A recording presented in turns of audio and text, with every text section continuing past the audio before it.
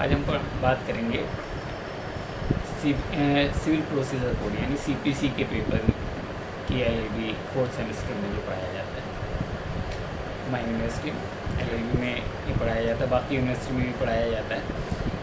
इसमें सीपीसी और limitation act जो है सिलेबस में शामिल है। तो इसमें सबसे पहले बात होती है नेचर ऑफ सिविल सूट्स, क्योंकि नेचर ऑफ सिविल सूट क्या होता है, सिविल है। अब जो नेचर ऑफ सिविल सूट है सेक्शन 9 सीपीसी में कहा गया है कि civil court shall have jurisdiction to try all suits of a civil nature excepting suits of which their cognizance is either expressly or impliedly barred। इसका मतलब ये है कि जो सिविल कोर्ट होगा वो उसे सारे सिविल सूट्स का जुरिसडिक्शन होगा, सिविल नेचर के सूट्स का जुरिसडिक्शन होगा जब तक कि किसी एक्ट में उसे एक्सप्रेसली साफ साफ जो है स्पष्ट रूप से या इम्प्लाइड जो है बार ना कर दिया जाए। जैसे बहुत सारे एक्ट में बार कर दिया गया कि भाई सिविल का जुरिसडिक्शन नहीं होगा, जैसे सूचना अधिकार एक्ट में जो है बार कर दिया गया कि सिविल का जुरिसडिक्शन नहीं होगा। इसी तरीके से बहुत सारे जो है जीएसटी एक्ट में भी बार किया गया कि सिविल का जुरिसडिक्शन नहीं होगा, इनकम टैक्स एक्ट में बार किया गया कि सिविल का जुरिसडिक्शन नहीं होगा। इस तरह से बहुत सारे बार हैं, तो बार होगा तो है, नहीं तो ये सारे मामलों में जो सिविल नेचर के होंगे उसमें उसका जुरिसडिक्शन होगा। अब सवाल ये उठा कि all suits of civil nature क्या है, सिविल नेचर क्या होगा, तो इसकी डेफिनेशन जो है वो सीपीसी में नहीं दी गई। अब डेफिनेशन नहीं दी गई तो क्या करें, तो जो सुप्रीम कोर्ट ने इसको डिफाइन किया पीएमए मेट्रोपोलियन वर्सेस एमएम मार थॉमस के केस में, AIR 1995 है सुप्रीम कोर्ट और पेज नंबर 2001। तो इसमें क्या कहा जो है सुप्रीम कोर्ट ने इसे डिफाइन करते हुए, a suit of a civil nature has been defined as a suit the object of which is the enforcement of a civil right और civil obligation against a citizen और the state itself। The right and obligation must relate to the private life of the citizen. It is not the status of the parties to the suit but the subject matter of the suit which determines whether or not suit is one of the civil nature। इसका मतलब ये हुआ कि जो civil right के लिए, civil obligation के लिए, चाहे सिटीजन के अगेंस्ट हो चाहे स्टेट के अगेंस्ट हो, वो सूट होगा तो वो जो है सिविल नेचर का माना जाएगा। अब इसमें कौन कौन से सिविल नेचर के सूट होंगे, कौन जो है, तो इस प्रिंसिपल से जो सिविल नेचर के सूट हो सकते हैं उसमें suits relating to right to property, संपत्ति से संबंधित अधिकार, ये जो है suit respecting temple and other religious property, temple और रिलीजियस प्रॉपर्टी से संबंधित। लेकिन वक्फ एक्ट में जो है उसे बाहर कर दिया गया, इसलिए वक्फ से संबंधित जो है जो वो होंगे सूट होंगे वो सिविल सूट नहीं माने जाएंगे। Suits for damage of civil wrong and breach of contract, contract का पालन नहीं किया तो उसकी जो है जो है उसके लिए भी वो करेंगे, या सिविल रॉन्ग जैसे टॉर्ट्स होता है सिविल रॉन्ग के लिए के कंपनसेशन के लिए। Suit about right to specific relief. Specific relief क्या होता है कि जो है पालन कराने के लिए कोई चीज़ कंट्रैक्ट में लिखी हुई है कि वो बयानामा कराएगा, जो है उसको वो जो है एग्रीमेंट कर लिया आपने और कि इस डेट को बयानामा कराएगा, उसने बयानामा नहीं कराया यानी सेल डीड नहीं कराई, तो उसके लिए आप कोर्ट जाके स्पेसिफिक रिलीफ चाहते हैं कि सर ये बयानामा कराए, आप उसका कंपनसेशन नहीं चाहते आप है, तो उसे कहते हैं हम specific relief. Common law right जैसे राइट ऑफ फ्रेंचाइजी हो गया, right to use a public highway हो गया, तो ये जो है कॉमन लॉ राइट हो जाता है। Suit relating to right of worship से रिलेटेड राइट जो है कोई मंदिर है उसमें जो है किसी क्लास के को अधिकार है, उसको पूजा संबंधी अधिकार जो है वो है। सूट्स फॉर सेकुलर ऑफिस जो है जहाँ पे रिम्यूनरेशन नहीं दिया जाता वहाँ पे भी जो है उसके लिए है कि ऑफिस के लिए, सिक्योर ऑफिस के लिए कि पद प्राप्त करने के लिए, पद पर रहने के लिए। Suits relating to religious and other procession, जो प्रोसेशन होते हैं रिलीजियस प्रोसेशन, उस प्रोसेशन उसके लिए भी suits relating to right of burial, मतलब जो है अब दफनाने के लिए, राइट, कि सब जो है किसी का प्राइवेट कब्रिस्तान है उसमें दफनाने से उसने मना कर दिया, तो भी उसके लिए भी सूट जो है वो जो है माना जाएगा, सिविल सूट माना जाएगा। Suits relating to right of person elected as an office bearer, चुने जाने के लिए, पदाधिकारी चुने जाने के लिए जो suit for dissolution of marriage और the restitution of cognizable conjugal right, marriage के डिसोल्यूशन के लिए या रेस्टिट्यूशन के लिए जो है जो अधिकारों के पालन करने के लिए, वैवाहिक अधिकारों के। Suits of enforcement right of a person as a member of club के राइट के लिए। Suits of to enforcement right under the contract में कोई राइट के लिए। सूट्स फॉर अकाउंट्स के लिए। सूट्स फॉर कंट्रीब्यूट करने के लिए। Suits relating to partnership. Suits for office and fees attached to religious office. Suits of enforce right to privacy based on right to custom. Right to custom से जो right to privacy है, निजता के अधिकार के लिए भी जो है सूट किया जा सकता है। अब जो है क्योंकि इसके लिए हाई कोर्ट भी जाया जा सकता है, क्योंकि right to privacy fundamental right article 21 में मान लिया गया है, तो ये दोनों रिलीफ उसे रहेंगे। Suits relating to expulsion from caste और कास्ट प्रॉपर्टी, किसी को अगर जो है उससे निकाल दिया जाति से या उससे, तो जो है उसकी प्रॉपर्टी के लिए भी जो है उसे वो कर सकता है। Suits relating to validity of act of the legislature के एक्ट की वैलिडिटी के लिए, वैधता के लिए भी सूट्स किया जा सकता है, सिविल सूट माना जाएगा। Suit by a servant against a master, जो है एलेजिंग मेलाफाइड ट्रांसफ़र के वो अगर कोई मैटर है जो सर्वेंट जो है अगेंस्ट द मास्टर पे कर सकता है कि वो मास्टर अगर कोई एलिगेशन लगाता है। Suits for demarcating A boundary of the property की बाउंड्री के लिए जो सूट्स है वो जो है उसे वो किया जा सकता है। अब इसी तरीके से है कि सूट्स कौन से जो है नहीं माने जाएंगे, जो सिविल नेचर के नहीं माने जाएंगे, इसके भी कुछ उदाहरण देख लेते हैं। Suits involving principles caste question, whether the principal question is the suits relate to a caste, the suit is not one the civil suit. Caste question जो है वो नहीं है। Suits relating to purely religious right का भी वो नहीं होगा। Suits for upholding mere dignity और ऑनर, खाली डिग्निटी, केवल डिग्निटी और ऑनर के लिए जो है कोई सूट नहीं हो सकता। Suit for voluntary payment not based on agreement, कोई वॉलंटरी पेमेंट के लिए भी आप सूट नहीं कर सकते जो एग्रीमेंट या के बेस पे नहीं है। Suits expressly barred by some enactment, यानी कि जैसे मैंने बताया पहले कि अब किसी एनेक्टमेंट ने मना कर दिया कि साहब ये नहीं होगा, तो वो भी सिविल सूट नहीं माना जाएगा। Suits relating to political question के बारे में भी नहीं माना जाएगा। सूट्स अगेंस्ट जो है पब्लिक पॉलिसी, वो भी जो है सिविल सूट नहीं माना जाएगा। और वक्फ प्रॉपर्टी में भी सिविल सूट नहीं माना जाएगा, जो है ये भी क्लियर वक्फ एक्ट 1995 में कर दिया गया है। अब बात करते हैं कोर्ट एंड देयर जुरिस्डिक्शन की, कि जो सिविल कोर्ट्स होते हैं और उनका जुरिस्डिक्शन क्या क्या होता है। अब जो कोर्ट का जुरिस्डिक्शन होता है, जुरिस्डिक्शन का मीन्स पहले समझ लेते हैं। Jurisdiction means the extent of the power of the court for entertaining suit, appeal and application for the एडजुकेशन।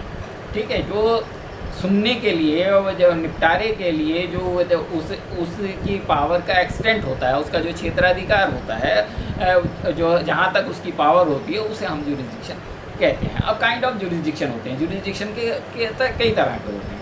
उसी तरीके से कोर्ट भी होती हैं। तो jurisdiction over the subject matter का जुरिस्डिक्शन होता है। तो सब्जेक्ट मैटर के जुरिस्डिक्शन में अलग अलग डिफरेंट कोर्ट जो है वो होती हैं। जैसे स्मॉल कॉज कोर्ट होती है, वो जो है सर्टेन सूट्स जो है जो कंटिन्यूस टाइप नहीं होते उन्हीं को सुनती है। Sweet in respect of loan और प्रोमिसरी नोट्स, बॉन्ड, इस तरह के जो है वो होती है। इसी तरीके से जो डिस्ट्रिक्ट जज जो है उसमें टेस्टिमनी मैटर्स, डाइवोर्स केसेस के जुरिस्डिक्शन रखता है। तो ये अलग जो है सब्जेक्ट मैटर पे होता है। दूसरा होता है लोकल और टेरिटोरियल जुरिसडिक्शन। लोकल और टेरिटोरियल जुरिसडिक्शन मतलब जो है उसका होता है कि भाई काशीपुर का की कोर्ट जो है या उधम सिंह नगर की कोर्ट का जुरिसडिक्शन पूरे ज़िले में है। काशीपुर के अगर कोई सिविल जज है उसका जुरिसडिक्शन जो है कहाँ कहाँ तक है, तो वो उसका होता है कि भाई उसका उसे जुरिसडिक्शन कहते हैं कि जो है वो जो है लोकल जुरिसडिक्शन कहलाता है। लोकल एंड टेरिटोरियल क्षेत्र के आधार पे कि सब कहाँ तक किस क्षेत्र तक उसका जुरिसडिक्शन है। तीसरा पिक्यूनियरी जुरिसडिक्शन होता है जो है कि किस अमाउंट तक का जो है पिक्यूनियरी जुरिसडिक्शन होता है कि किस तक जो है उसका जुरिसडिक्शन है। जैसे सच हाई कोर्ट डिस्ट्रिक्ट जज या सिविल जज तो अनलिमिटेड रखते हैं। बाकी जो छोटे कोर्ट हैं जो है सिविल जज फर्स्ट क्लास होता है, सिविल जज सेकंड क्लास होता है, मतलब सीनियर डिवीज़न और जूनियर डिवीज़न जिसे हम कह सकते हैं, तो वो उसी हिसाब से जुरिसडिक्शन जो है रखते हैं।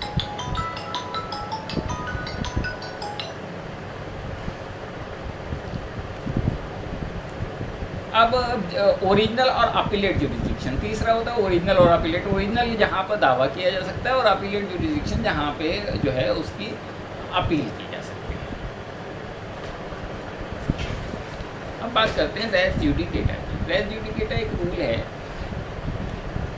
उसमें इसे सेक्शन 11 में सीपीसी की फॉलो किया गया है। उसमें क्या कहा गया है कि no court shall try any suit or issue in which the matter directly and substantially in issue has been directly and substantially in issue in a former suit between the same parties or between the parties under whom they or any of them claim litigating under the same title in a court competent to try such subsequent suit or the suit in which such issue has been subsequently raised and has been heard and finally decided by such court। इसका मतलब ये है कि कोई issue same party के बीच में पहले किसी सक्षम न्यायालय में अगर निपटा दिया गया है तो उसे फिर जो है इंटरटेन नहीं किया जाएगा, चाहे उसमें हार हुई हो चाहे जीत हुई हो, इससे मतलब नहीं, कोई भी इशू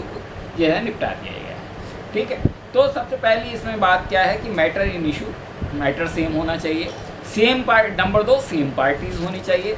नंबर 3 सेम टाइटल होना चाहिए। सेम टाइटल से मतलब अगर जो है मालिकाना हुकूक के आधार पे किया गया तो ये, अगर कब्जे के आधार पे किया गया तो टाइटल अलग हो गया, तो कब्जे की बात होनी चाहिए। ऐसा नहीं है कि दो अगर एक में निपटा दिया तो दूसरे पे फ़र्क पड़ेगा। तीसरा ये हर्ड एंड फाइनली डिसाइडेड, इसका मतलब ये है कि उसे सुना गया हो और फाइनली डिसाइड भी किया गया हो। मतलब ऐसा भी हो सकता है कि अब एक्स पार्टी हो गया, उसे फाइनली डिसाइड ही नहीं किया गया या डिसमिस हो गया, भले गया तो वो नहीं माना जाएगा, उसे फाइनली डिसाइड होना चाहिए। तो मोटे तौर पर रेस जुडिकेटा का मतलब ये होता है कि जो है ये है कि अब दोबारा जो है कोर्ट का टाइम आप ख़राब नहीं करेंगे अगर एक बार उस सेम मैटर में सेम इशू में सेम पार्टीज़ में सेम टाइटल पे जो है वो डिसाइड हो चुका है। अब सवाल होता है प्लेस ऑफ सुइंग।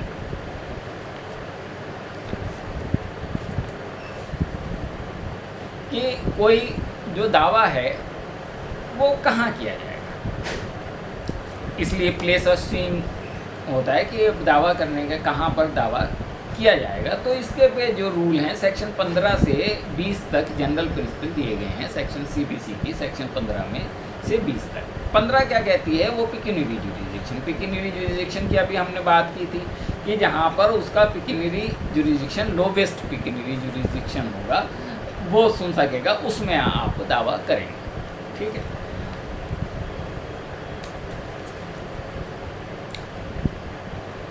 उसके बाद जो है territory place of swing with regard of territory के मामले में 15 से 20 तक जो है वो भी टेरिटरी के मामले में भी इसमें जो है उसे क्लियर किया गया कि टेरिटरी के मामले में जो है कि जो क्षेत्र होगा उसके आधार पे वो किया जाएगा। इमूवेबल प्रॉपर्टी के मामले में सेक्शन 16 से 18 तक जो है इसे क्लियर किया गया। तो इसमें rule of institution tutoring other suits में क्या होता है कि मेनली जो है या तो डिफेंडेंट और ईच डिफेंडेंट जहाँ रहता हो एक्चुअली या वॉलंटरी रिजाइड करता हो या बिजनेस चलाता हो एक, या जो है काज ऑफ एक्शन वहाँ पर पैदा हुआ हो, या उनमें से एक dependent any of the defendant रहता हो। ठीक है, तो ये जो है सेक्शन 20 में मेनली अन्य मामलों में होता है जहाँ पे काज ऑफ एक्शन है। बाकी प्रॉपर्टी के मामले में जहाँ पर प्रॉपर्टी जो है स्थित है वहाँ पर होता है। तो ये मोटी सी बात हुई, बाकी तो सेक्शन 20 तक जो है ये पूरे जो रूल्स हैं इसे आप देखें। हम बात करते हैं पार्टीज की। कोई भी जब हम सूट फाइल करते हैं या कोई भी मुकदमा जिसे हम कह सकते हैं मुकदमा या केस फाइल करते हैं, उसमें पार्टीज़ बनाते हैं, यानी पक्षकार कि कौन कौन पार्टीज़ होंगी। इसमें पार्टीज़ बनाना ज़रूरी भी होता है जो नेसेसरी पार्टीज़। तो नेसेसरी पार्टीज़ किसे कहते हैं और प्रॉपर पार्टी, नेसेसरी और प्रॉपर पार्टीज़ जो है डिफ़ाइन नहीं की गई कोड में, सीपीसी में डिफ़ाइन नहीं किया गया है। लेकिन जो है ऑनरेबल सुप्रीम कोर्ट ने Udit Narayan Singh versus board of revenue AIR 1963 page 786 पे जो है उसे डिफाइन किया। उसमें कहा the necessary parties is one in whose absence no order can be made effectively, यानी नेसेसरी पार्टी वो है जिसकी एब्सेंस में जो है और कोई भी ऑर्डर इफेक्टिवली पास नहीं किया जा सकता है। तो दूसरा होता है प्रॉपर पार्टीज। ये क्या है proper parties? A proper parties is one in whose absence an order can be made but whose presence is necessary for a complete and final decision on the question involved in the proceeding। यानी proper parties से मतलब ये है कि उसकी absence में order तो किया जा सकता है, लेकिन वो ऑर्डर जो है अगर जो है उसके प्रेजेंट होगी तभी वो ऑर्डर कंप्लीट और फाइनल डिसीजन जो है उसके जो क्वेश्चन है उसे को जो है डिसाइड किया जा सकता है। अब इन दोनों में फ़र्क क्या है नेसेसरी और प्रॉपर पार्टीज़ में? तो पहली तो पार्टी नेसेसरी पार्टीज़ में तो ऑर्डर ही नहीं किया जा सकता उसके अगेंस्ट। प्रॉपर पार्टीज़ में ऑर्डर तो किया जा सकता है लेकिन उसके कंप्लीट करने के लिए और फाइनल डिसीजन के लिए क्वेश्चन के उसे ज़रूरी है। Necessary parties are all person who have an interest in the subject matter, जो सब्जेक्ट मैटर में इंटरेस्ट रखते हैं वो सब है। Their presence before the court is essential for determination of all the issue involve in the suit and to settle the dispute finally. Without their presence before the court there cannot be effectively settlement। तो proper parties है जिसका effectively settlement नहीं हो सकता। proper parties are those person whose presence before the court is not essential, essential नहीं है, लेकिन yet it may be proper that they also be present before the court and education on issues and settlement of the dispute is done in their presence। अगर उनके सामने जो है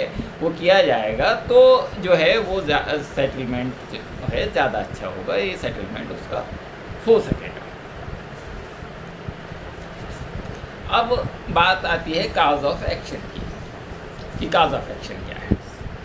cause of action का मतलब ये होता है वाद हेतु की, यानी उसका कारण, वाद का कारण, यानी वाद का कारण कब पैदा हुआ, काज ऑफ एक्शन कहलाता है। इसी पे मुकदमा चलता है और इसी से हमने देखा कि जुरिसडिक्शन भी इसी से जो है वो होता है कि भाई जुरिसडिक्शन कहाँ का है, वो जहाँ पे काज ऑफ एक्शन पार्टली या फुल्ली होता है एराइज वहाँ पर उसका जुरिसडिक्शन मान लिया जाता है।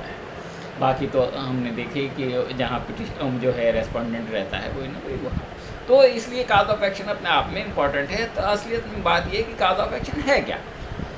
तो the cause of action given occasion and forms the foundation of suit. ये भी सुप्रीम कोर्ट ने कहा the cause of action given occasion and forms the foundation of suit.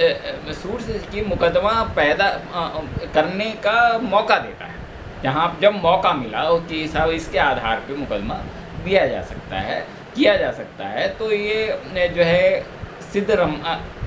सिद्धरमप्पा versus Raja Shetty AIR 1970 में सुप्रीम कोर्ट ने page 1059 है। और दूसरा Gurbaksh Singh versus भोरालाल जो है AIR 1964 SC 1810 में ये कहा गया, these word in the other sense means the necessary condition for the maintenance of the suit, including not only the infraction of the right but infractions coupled with the right itself. Cause of action arises when real dispute arises. ये भी supreme court ने कहा कि भाई जहाँ पे real dispute पैदा होता है वहाँ पे काज ऑफ एक्शन होता है, कि भाई काज ऑफ एक्शन पैदा हुआ कि रियल डिस्प्यूट कहाँ से पे पैदा हुआ। अब जो CPC में कहा गया, जो joinder of cause of action होते हैं, कंडीशन जिसे हम कहते हैं, तो उसमें 4 टाइप्स होते हैं, 1 plaintiff, 1 defendant and several cause of action. In this situation the plaintiff is at liberty to unite the same suit several cause of action. बहुत सारे काज ऑफ एक्शन के लिए एक सूट कर दिया। Joinder of plaintiffs and cause of action. अब को joint reading of order 2 rule 3 and order 1 rule 1 CPC में ये क्लियर किया गया कि इन केस ऑफ 2 और मोर प्लेंटिफ्स एंड 2 और more cause of action they may be joint in 1 suit if the following 2 condition are fulfilled. 1, the cause of action must have arisen from the same act of transaction or common question of law और fact must have been involve. यानी ये 2 condition करते हैं तो एक ही plaintiff, एक ही case किया जा सकता है, भले ही कई सारे काज ऑफ एक्शन और कई सारे प्लेंटिफ भी हैं। पहला कि cause of action must have arisen from the same act, एक एक्ट से काज ऑफ एक्शन पैदा होना चाहिए, और दूसरा कॉमन क्वेश्चन लॉ और फैक्ट का इन्वॉल्व होना चाहिए कि वो एक से यही डिसाइड करना है सारे। ज्वाइंटर of defendant and cause of action in case of 1 plaintiff and 2 और मोर डिफेंडेंट, डिफेंडेंट जो है जो विपक्षी हैं वो कई सारे हैं, and several cause of action the plaintiff may unite in the same suit several cause of action against those defendant who are jointly interested in the cause of action। वो जो jointly interested हैं एक ही matter में काज of action defendant जो है वो है कि मान लीजिए सबने न्यूसेंस किया है जो, और वो आपस में एक ही हैं, मतलब 4 पार्टी ने किया है, तो हम एक ही केस में कर सकते हैं क्योंकि न्यूसेंस तो एक ही है, उसके लिए 4 जिम्मेदार हैं, तो चारों को हम डिफेंडेंट में पार्टी बना सकते हैं। Joinder of plaintiffs defendant and cause of action, if there are 2 और मोर प्लेंटिफ्स कई सारे हैं, 2 और मोर डिफेंडेंट्स, डिफेंडेंट भी कई सारे हैं, और and several cause of action, और काज ऑफ एक्शन भी कई सारे हैं, तब भी जो है ये एक साथ किया जा सकता है जब all the plaintiffs and defendants are jointly interested the cause of action. अगर jointly interested cause of action में, एक ही काज ऑफ एक्शन में है तब। बात करते हैं स्टेजेस की, सूट्स की, कि जब केस हम फाइल करते हैं सिविल सूट तो उसकी स्टेजेस क्या क्या होती हैं, कैसे कैसे होता है। तो सबसे पहले इस इंस्टीट्यूशन ऑफ सूट हुआ, ये सबसे पहले प्लेंट जो है फाइल करेंगे, जो वाद पत्र हुआ वो फाइल करेंगे, वो इंस्टीट्यूशन हुआ। उसके बाद उसके बाद जो है उसे सर्विस ऑफ सम्मन, उसमें सम्मन जारी करने के लिए ऑर्डर होगा कि हाँ सब, अगर कोर्ट को लगेगा कि हाँ सब ये प्लेंटिफ जुरिडिक्शन में आता है तो उसे सम्मन के लिए ऑर्डर करेगा, और अपोजिट पार्टी को सम्मन किया जाएगा कि भाई वो अगर ऑब्जेक्शन देना चाहता है अपियर हो, और जो है जो जवाब देना चाहता है वो जवाब दे। उसके बाद रिटन स्टेटमेंट फाइल करेगा अपोजिट पार्टी। रिटन डिफेंडेंट मतलब रिटन स्टेटमेंट का मतलब ये होता है कि वो उसका जवाब देगा। हर एक को जो है उसमें रूल ये है कि हर एक को वो कहेगा कि हर एक पॉइंट को कि सर ये स्वीकार है या अस्वीकार है, ठीक है।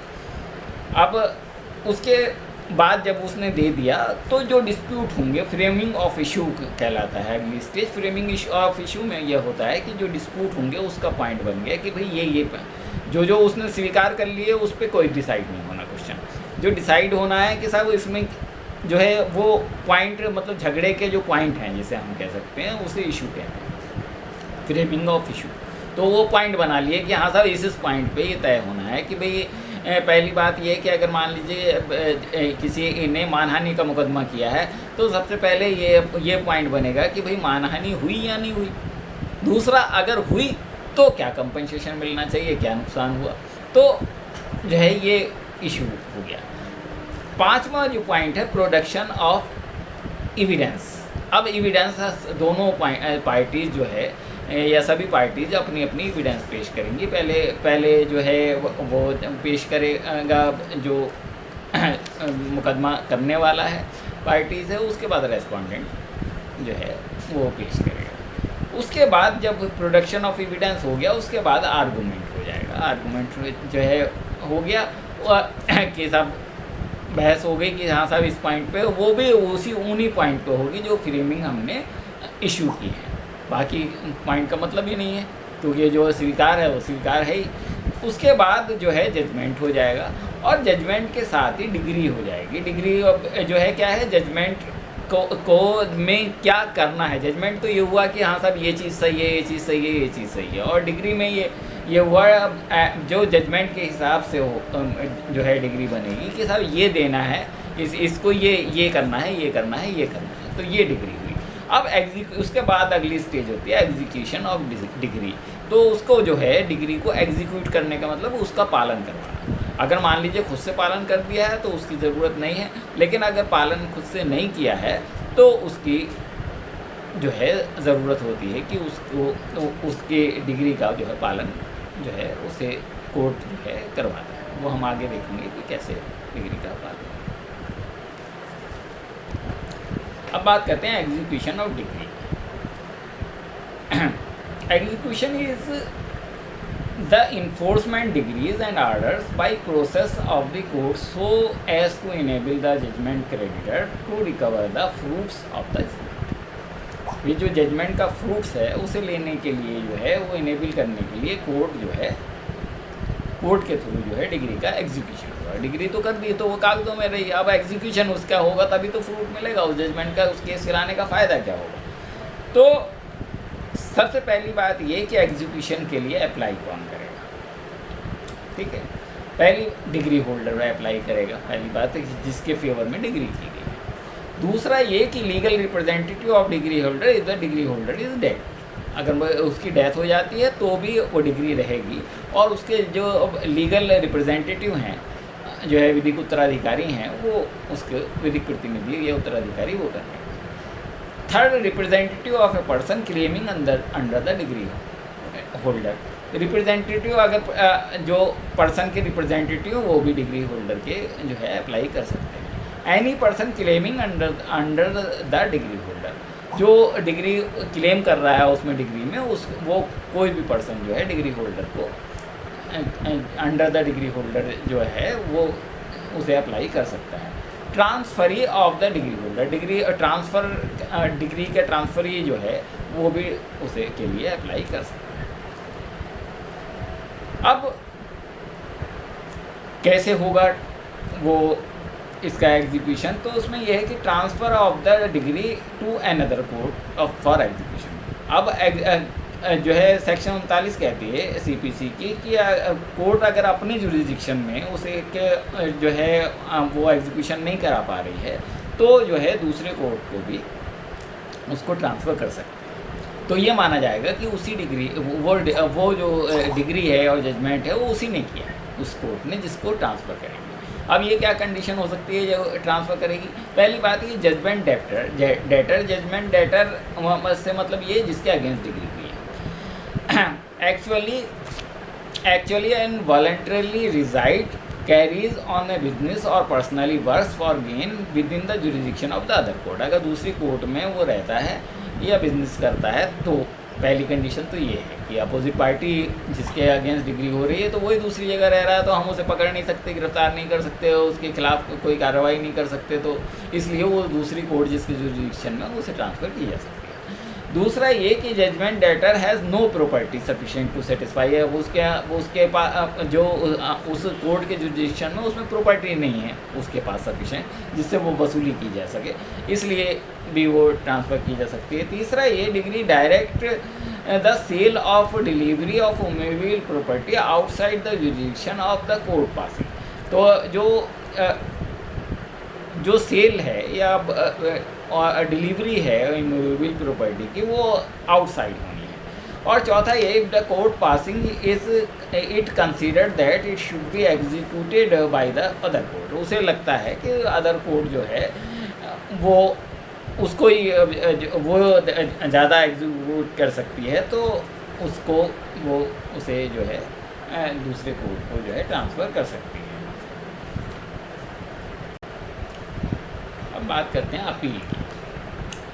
अब कोई जजमेंट हो गया, ठीक है, अब उसके अगेंस्ट अपील की बात है। तो कंसेप्ट ऑफ फर्स्ट अपील है, तो उसमें section 96 to 99 and section 107 read with order 41, तो ये जो है फर्स्ट अपील की बात की जाती है इसमें कि भाई फर्स्ट अपील की जा सके। तो इसमें पहली बात तो ये है कि कहाँ पर अपील लाई करेगी। तो सेक्शन 96 में ये बताया गया है कि कहाँ पर जो है कहाँ पर अपील की जा सकेगी।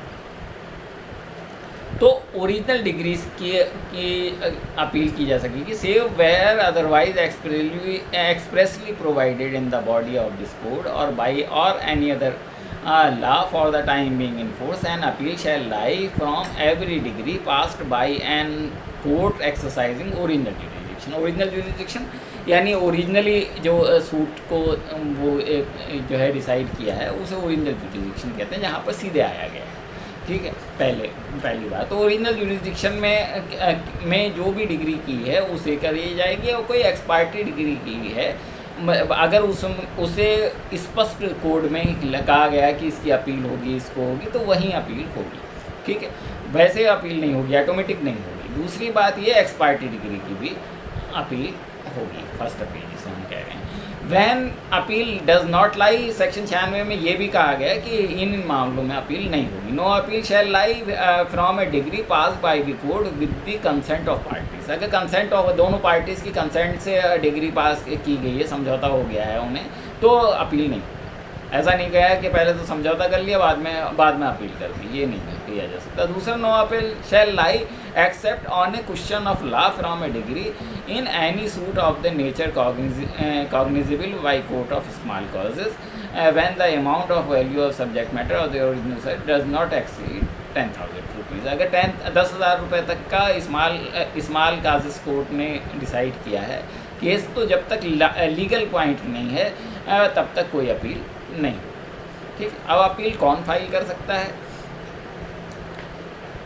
पहली बात ये, any party to a suit adversely affected, तो कोई भी सूट का जो पार्टी है जो एडवर्सली इफेक्ट हुआ है वो, और if such party is dead by his legal representative, अगर वो की डेथ हो गई तो लीगल रिप्रेजेंटेटिव उसका फाइल कर सकता है। Any transfer of the interest of such property, such party transfer ये वो भी कर सकता है। An auction purchaser may appeal from an order in execution setting aside the sale on the ground of fraud के ग्राउंड पे जो auction purchaser है वो अपील जो है वो कर सकता है।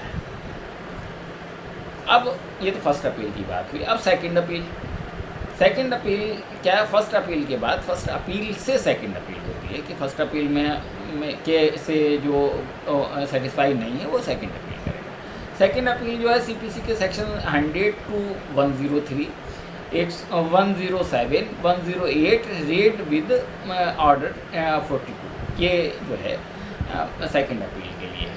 अब सेकंड अपील में सेक्शन 100 में क्या कहा गया? Save as otherwise expressly provided in the body of the code और by any other law for the time being an appeal shall lie to the high court from every decree passed in appeal by any court subordinate to the high court. यानी जो subordinate court ने first appeal की है decide की है उससे जहाँ पर कोड में लिखा हुआ है वहाँ पर सेकंड अपील, यानी यह किसी कानून में लिखा हुआ है, हर एक मामले में ऑटोमेटिक सेकंड अपील भी नहीं होगी। एन अपील में lie under this section from an appellate decree pass ex parte pass की गई, उसमें भी जो है फर्स्ट अपीलेट में है तो भी उसमें अपील हो सकती है second. In an appeal under this section, the memorandum of appeal shall precisely state and substantial question of law involved। इसमें सेकंड अपील में ये जरूरी है कि सब्सटेंशियल क्वेश्चन ऑफ लॉ होना चाहिए, लीगल पॉइंट पे ये अपील होनी चाहिए। Where the High Court is satisfied that a substantial question of law is involved in any case, it shall formulate that question। वो क्वेश्चन फार्मुलेट करेगा और the appeal shall be heard on the question और so formulated and respondent shall at the hearing of the appeal be allowed to argue that case does not involve such question provided that nothing in the subsection shall be deemed to take away or abridge the power of the court to hear and for the reason of the regarded the appeal on or substantial question of law not formulated by it if it is satisfied that the case involves such question। तो जो है amendment 1976 का वो किया गया तो उसमें भी कहा इसे जो है सब्सटेंशियल क्वेश्चन ऑफ लॉ तक वो कर दिया गया कि सेकंड अपील जो है सब्सटेंशियल क्वेश्चन ऑफ लॉ पर ही होगी। अब बात आती है रेफरेंस, रिव्यू और revision.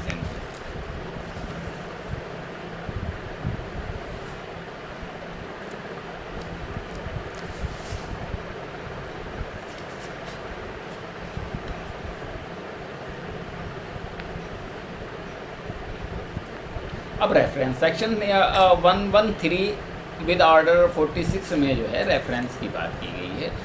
The only court to which a reference can be made is high court. इसका मतलब ये है कि हाई कोर्ट में ही रेफरेंस फाइल किया जा सकता है। अब क्या होता है reference? Where the court is satisfied that a case pending before it involves a question of law, question as to the validity of any act, ordinance and regulation or of any provision contained therein, the determination of which is necessary for the disposal of the case, and his opinion that such act, ordinance, regulation or provision is valid or inoperative but has not been so declared by the High Court to which the court is subordinate or by the Supreme Court। The court shall state the case setting out its opinion and reason, therefore refer the same for the opinion of the High Court। इसका मतलब ये है कि उसे लगता है कि इसमें जो कोई एक्ट है, कोई ऑर्डिनेंस है, कोई रेगुलेशन है, वो जो है उसमें इस वैलिडिटी का क्वेश्चन है कि वो वैध है या नहीं है, तो वो हाई कोर्ट को रेफ़र कर सकता है कि भाई इसे जो है वो डिसाइड कर दे, क्योंकि वो डिसाइड कोर्ट नहीं कर सकती।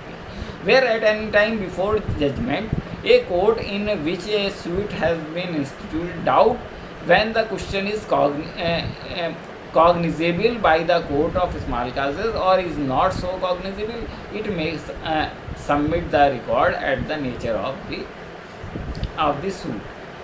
तो कोर्ट जजमेंट से पहले जो है अगर स्मॉल कॉजेस के कॉग्निजिबल है या नहीं है ये है, तो ये भी डिसाइड के लिए रेफ़र किया जा सकता है। When it appears to a district court that a subordinate court has erroneously held a suit to be cognizable by a small cause. अगर डिस्ट्रिक्ट कोर्ट को लगता है कि स्मॉल कॉजेज ने कॉग्निजिबल ले लिया है, वो गलत ले लिया है, तो वो भी डिस्ट्रिक्ट कोर्ट भी इसे रिक्वायर्ड कर सकता है, अपने यहाँ उसे मंगा सकता है, उसको रिकॉर्ड को मंगा सकता है और उसे डिसाइड कर सकता है। तो अब क्या हुई रेफरेंस की कंडीशन? पहली बात ये पेंडिंग होना चाहिए, डिसाइड नहीं होना चाहिए। दूसरा, क्वेश्चन ऑफ लॉ और usages arising in suit, appeal और execution from which is no appeal lies, उसकी अपील नहीं हुई की होनी चाहिए, और रीजनेबल डाउट होना चाहिए उस such question.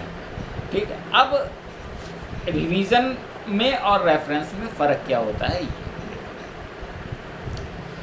In reference is the subordinate court which refers the case to the high court in a case of in reference में हाई कोर्ट को वो रेफ़र करती है। रिवीजन में क्या होता है, however the revisional court jurisdiction of the high court में be invoked by the aggrieved party. वो तो खुद कोर्ट भेज रही है रेफरेंस में, और यहाँ पे एग्रीव्ड पार्टी जो है हाई कोर्ट में जाके उसे जो है रिवीजन फाइल करती है कि हाँ साहब अभी रिवीजन कर लिया जाए ये इसका। The condition of reference are वही जो मैंने अभी बताई, क्वेश्चन ऑफ लॉ होना चाहिए, डाउट होना चाहिए। जो रिवीजन है वो एक तरीके से आप लिमिटेड अपील समझ लीजिए। अब बात आती है रिव्यू।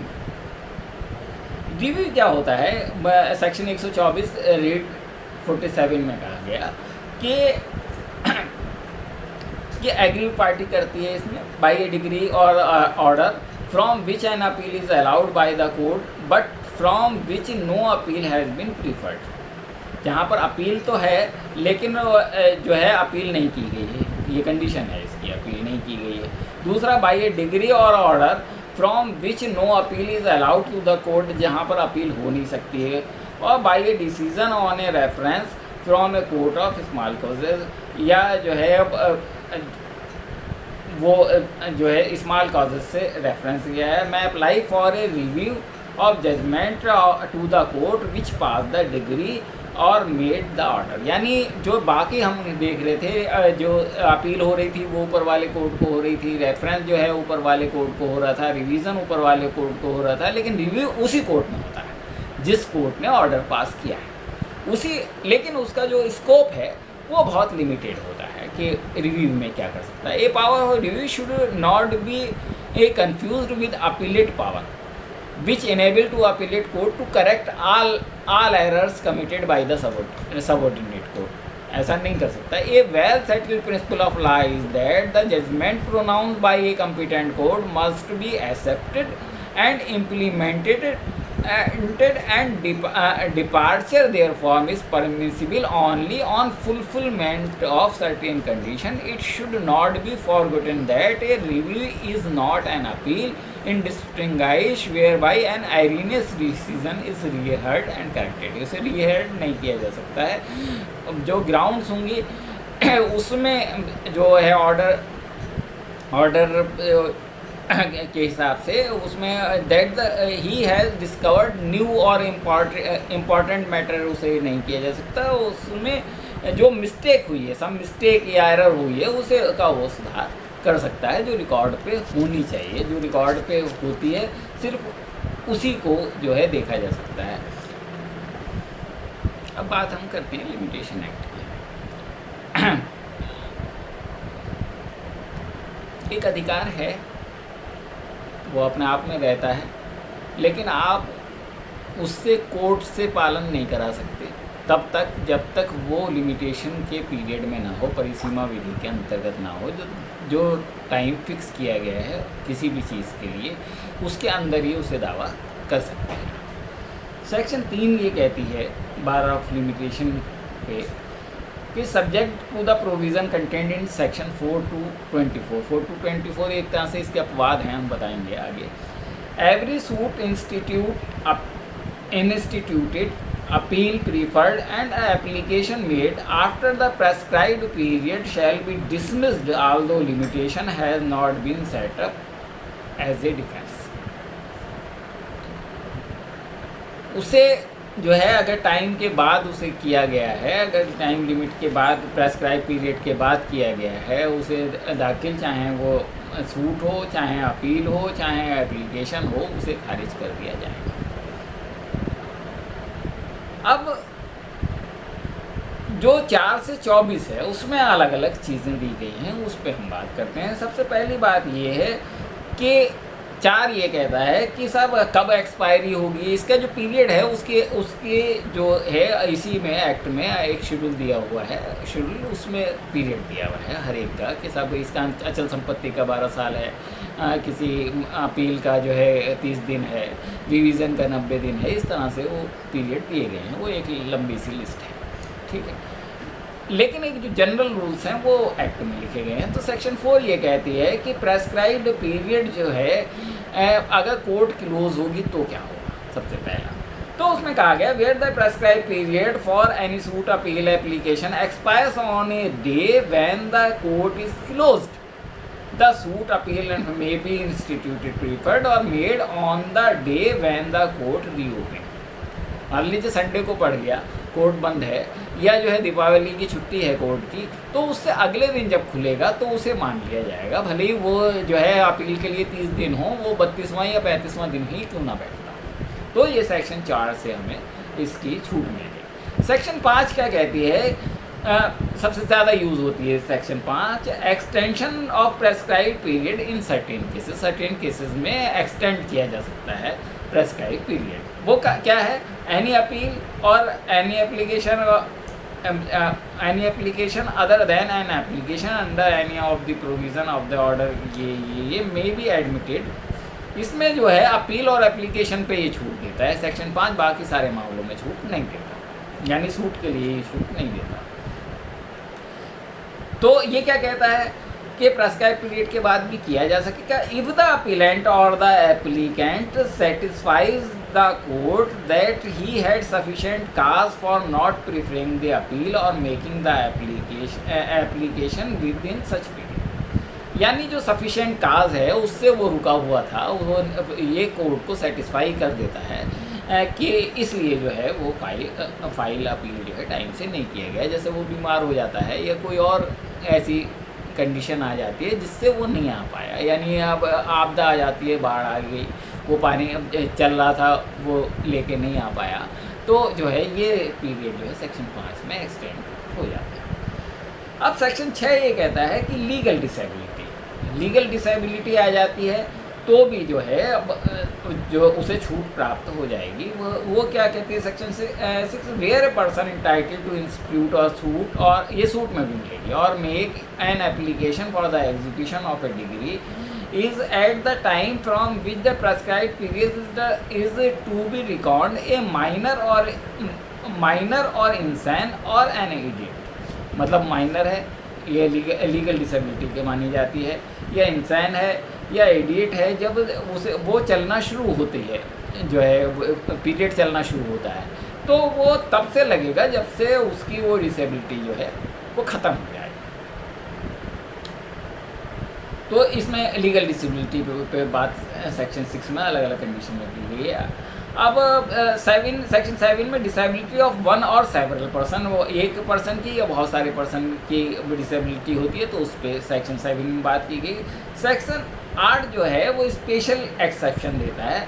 वो ये कहता है कि 6 और 7 में कोई और बात होते हुए भी, लीगल डिसेबिलिटी की बात होते हुए भी, to suit to enforce right to preemption और shall be deem to extend for more than 3 years from the cessation of disability और that death of the person affected thereby the period of limitation for any suit और application. यानी 3 साल से ज़्यादा जो है उसे वो एक्सटेंड नहीं होगी, स्पेशल एक्सटेंड। अब सेक्शन 9 कहता है कि जो लिमिटेशन है, पीरियड जो है वो कंटिन्यूस रनिंग रहेगा। ये है कि जो है ये आता है जो एग्ज़ाम में कि म्याद जब चलना शुरू हो जाती है तो वो चलती रहती है। तो उसमें क्या कहा गया कि where once time has begun to run no subsequent disability or inability to institute or a suit or make an application stops it. तो कोई भी डिसेबिलिटी बाद में बीच में आके उसे जो है वो कम नहीं कर सकती है, वो तो फिर वो वाले जो सेक्शन 5 की लिमिटेशन है वो तो काम करेगी, लेकिन ये डिसेबिलिटी नहीं आएगी। सेक्शन 10 जो है सूट अगेंस्ट ट्रस्टी और रिप्रेजेंटेटिव एंड देयर रिप्रेजेंटेटिव की बात करती है, और 11 में जो है suits on contract entered in outside territories जो है, और जहाँ पे एक्ट नहीं होता है, एक्सटेंड नहीं होता है वहाँ पे, तो वहाँ पे भी ये कहते हैं कि ये जो है एक्ट लागू माना जाएगा। Exclusion to time in legal proceeding, section 12 important है, उसमें कहा गया कि लीगल प्रोसीडिंग में जो टाइम लगेगा उसे भी एक्सक्लूजन घटा दिया जाएगा। अब क्या है, in computing the period of limitation for any suit appeal and application the day from which such period is to be record shall be excluded. In computing the period of limitation of an appeal or an application for leave to appeal or revision for review a judgment, the day on which the judgment complaint of was pronounced and the time requisite the obtaining copy. Copy लेने का तक का जो time है उसे घटा दिया जाएगा कि उसे नहीं जोड़ा जाएगा, जब कॉपी मिली तब से लगेगा वो. In computing the period of limitation for an application set aside an award, the time requisite the obtaining a copy of award shall be excluded. यानी जो कॉपी लेने का है वो टाइम वो हो जाएगा. एक्सक्लूजन ऑफ टाइम सेक्शन 13 ये कहती है कि where leave to sue or appeal to a pauper is applied. 14 ये कहती है exclusion of time proceeding bona fide in court without jurisdiction. 14 important है, अगर बोनाफाइडली आपने किसी गलत कोर्ट में कोई दावा कर दिया है तो बोनाफाइड होना चाहिए, जानबूझ के एक्सटेंड करने के लिए नहीं, तो भी उसका एक्सक्लूजन किया जा सकेगा. 15 कहता है एक्सक्लूजन इन सर्टेन के अदर केसेस. इसमें क्या कहता है, in computing the period limitation of any suit and application executive decree which has been stayed by injunction or order, कि जो है किसी कोर्ट ने इंजेक्शन दे दिया, उसमें ये ऑर्डर कर दिया, तो वो जो टाइम है वह वो भी एक्सक्लूड किया जाएगा.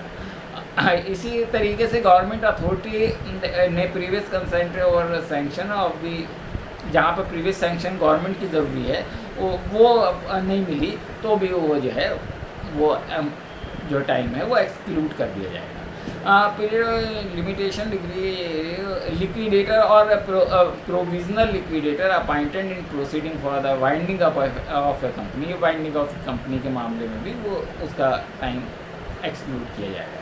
And computing the period of limitation for a suit of possession, purchaser a sale in execution of a degree, the time during which the proceeding to set aside the sale has been prosecuted shall be excluded. ये जो proceeding में time लगा जो है उसमें position वाले मामले में या परचेज़र में एग्जीक्यूशन में वो भी इसे कम वो कर दिया जाएगा. सेक्शन 16 ये कहती है कि डेथ का इफ़ेक्ट क्या होगा, और सेक्शन 17 ये कहती है इफ़ेक्ट ऑफ फ्रॉड और मिस्टेक का क्या होगा. अगर फ्रॉड और मिस्टेक का बोनाफाइड साबित कर दिया जाता है तो भी जो है उसका इफ़ेक्ट पड़ेगा. अब सवाल है सेक्शन 18 जो है वो अब इम्पॉर्टेंट है कि एक्नॉलेजमेंट, कि एक व्यक्ति ने प्रॉपर्टी में दावा मान लिया, तो जिस डेट को वो दावा मानता है उस डेट से वो जुड़ेगा time.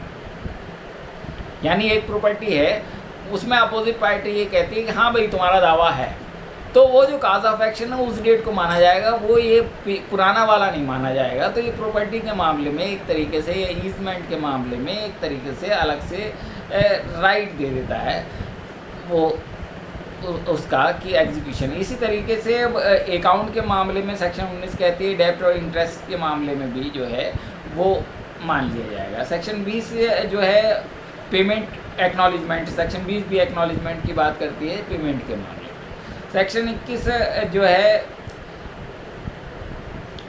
Substituting of adding new plaintiffs of defendant की बात करती है कि न्यू प्लेंटिफ और डिफेंडेंट है तो फिर जो पार्टी बनाई गई है तो उसमें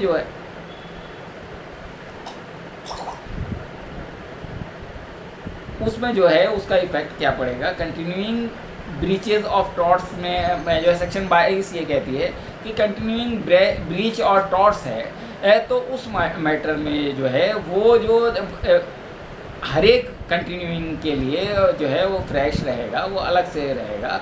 और 23 कंपनसेशन ऑफ एक्ट जो एक्शनेबल है विदाउट स्पेशल डैमेज के लिए तो वो अलग से जो है काज ऑफ एक्शन जो पैदा नहीं होगा जब तक, तो उसके लिए वही पीरियड रहेगा.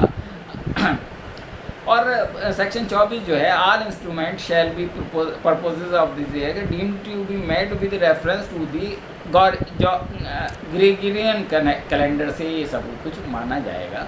तो ये जो है इसकी बात हुई.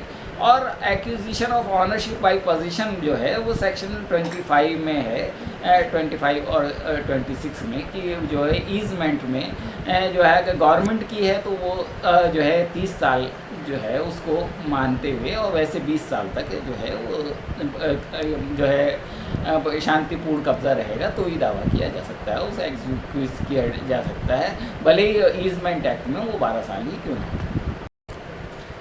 ये जो हमारा लेक्चर है वो सिर्फ रिवीजन के लिए है। इसके स्टूडेंट को चाहिए कि वो बाकी अपनी टेक्स्ट बुक वगैरह से पूरी स्टडी करें।